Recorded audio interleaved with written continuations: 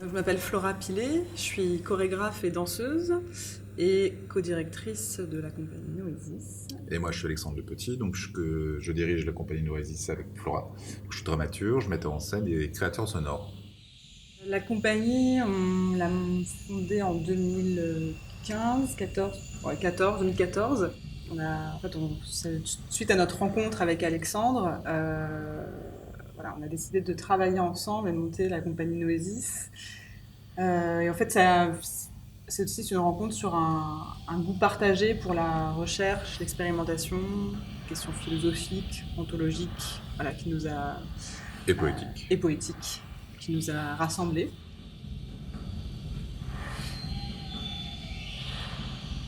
Echo, c'est notre troisième pièce plateau. Et en fait, elle vient d'un cycle un peu autour des métamorphoses d'Ovide.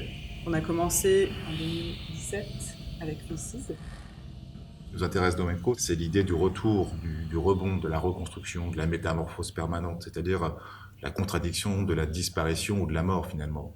Dans le cas d'Echo notamment, elle se transforme en roche, en pierre. Et la pierre est un élément quand même stable, si on peut le dire du point de vue géologique, qui continue en tout cas de former le monde dans lequel on est aujourd'hui.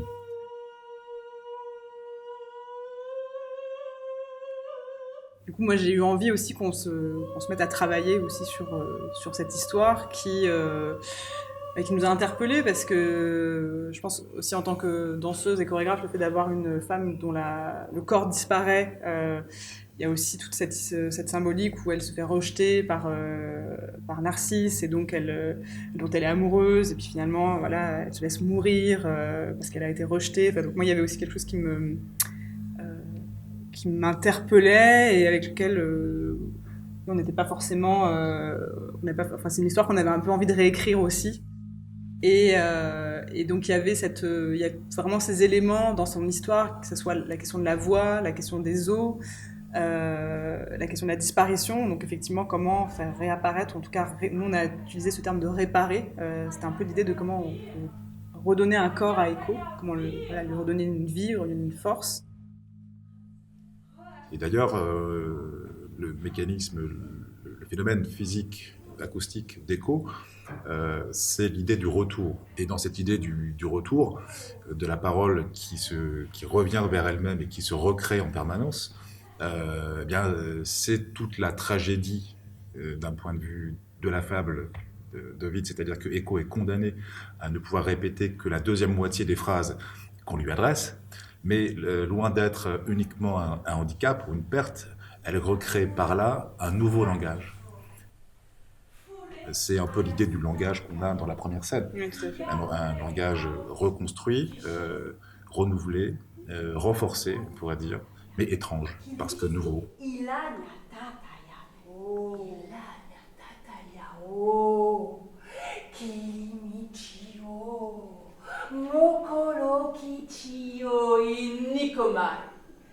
Et c'est vrai que du coup, on a construit la pièce. Il y a un peu deux parties où, dans la première partie, on a vraiment cette recherche de métamorphose et de transformation. Donc les danseuses, elles se passent par vraiment différents états.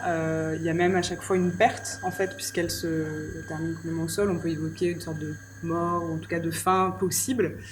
Et on avait vraiment envie de rentrer plutôt dans la partie rituelle, de reconstruction, de réparation, dans la deuxième partie où c'est aussi comment, en fait, c'est ensemble aussi qu'on peut se redonner de la force, se redonner de l'élan, construire aussi des choses ensemble.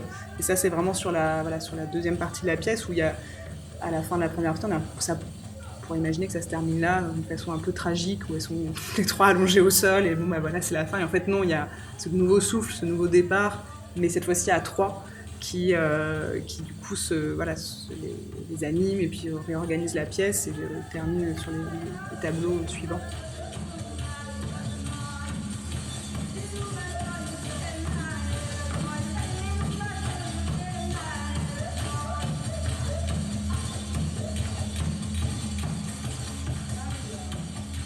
On s'est beaucoup inspiré d'un petit oiseau qui s'appelle le Cénopoietes d'Interostris et qui a une particularité qui nous intéressait aussi dans l'idée de transmettre le mécanisme du chant de cet oiseau aux interprètes comme étant une indication de jeu, d'improvisation et de forme de cohésion de groupe.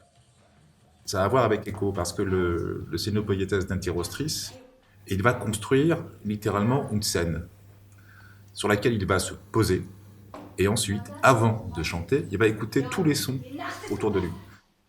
Et à partir de ces sons-là, il va les imiter, les transformer et les renvoyer vers l'extérieur. Et il va improviser un chant à partir de ce qu'il entend autour de lui. C'est vrai que pour l'écriture chorégraphique, ce qui nous intéresse aussi, c'est comment est-ce qu'on développe la singularité de chaque interprète. Et donc c'est vrai qu'on va vraiment travailler à partir de consignes, indications qu'on leur donne, qui vont les mettre dans un certain état de corps, et à partir duquel elles vont aussi pouvoir développer leurs matériaux. C'est vrai qu'on n'est pas dans une écriture voilà, moi je leur donne du matériau, elles répètent, enfin voilà, c'est pas du tout le processus, parce que c'est vraiment aussi comment à chacune d'entre elles, parce que justement elles ont aussi une physicalité différente, une corporalité différente, et c'est ça qui nous intéresse, c'est aussi de voir comment cette pluralité en fait elle peut aussi faire un ensemble. Et donc c'est à partir de voilà d'indications, il y a tout un travail préparatoire en fait à partir de, donc là on a travaillé sur la question des os, sur le squelette, sur comment est-ce qu'on bouge aussi à partir du squelette, sur comme tu disais aussi la figure de l'oiseau. Et en fait c'est aussi quelque chose qui nous intéresse beaucoup chez Noesis, en fait c'est de faire émerger un peu notre partie obscure, ou en tout cas la partie de l'ombre inconsciente, voilà de ce qui nous abrite en tant qu'être. Et c'est un peu comme ça qu'on aime nommer notre écriture chorégraphique, notre travail, c'est un peu l'écriture de la métamorphose. Et on aime bien voilà, donner des contraintes pour travailler du coup ces métamorphoses de façon un peu plus précise selon les projets.